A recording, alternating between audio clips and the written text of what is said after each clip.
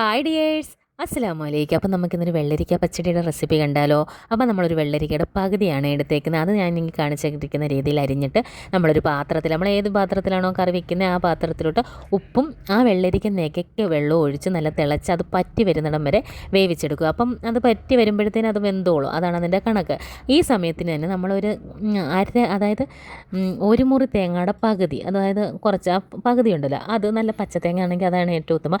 അതും ഒരു പച്ചമുളകും കുറച്ച് ജീരകവും കൂടെ നന്നായിട്ട് പേസ്റ്റ് രൂപത്തിൽ അരച്ചെടുക്കണം കേട്ടോ. എന്നിട്ടൊരു സ്പൂൺ തൈരും കൂടി ഇട്ടിട്ട് ഇതിൻ്റെ കൂടെ അരച്ചെടുത്താൽ നല്ലതായിരിക്കും കേട്ടോ.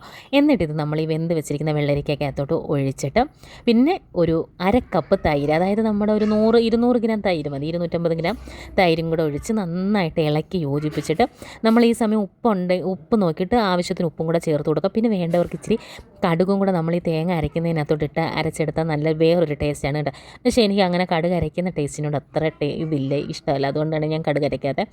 എന്നിട്ട് നമ്മളിത് ഒന്ന് ചൂടാക്കി എടുത്താൽ മതി, തിളപ്പിക്കുകയൊന്നും ചെയ്ത് ചെറിയ തീയിലൊന്നും ചൂടായി കിട്ടിയാൽ മതി. അത് ചൂടായി വരുന്ന സമയത്ത് നമുക്കൊരു പാൻ എടുത്ത് വെച്ച് അതിനകത്തോട്ട് വെളിച്ചെണ്ണ ഒഴിച്ച് കടുക് താളിക്കാം. കടുക് താളിക്കുന്നതിനകത്ത് കടുകും നമ്മൾ വറ്റൽമുളകും കറിവേപ്പിലയും കൂടെ ഇട്ട് മൂപ്പിച്ചെടുക്കണം കേട്ടോ. നല്ല ടേസ്റ്റിയായ വെള്ളരിക്ക പച്ചടി റെഡി ആയിട്ടുണ്ട്.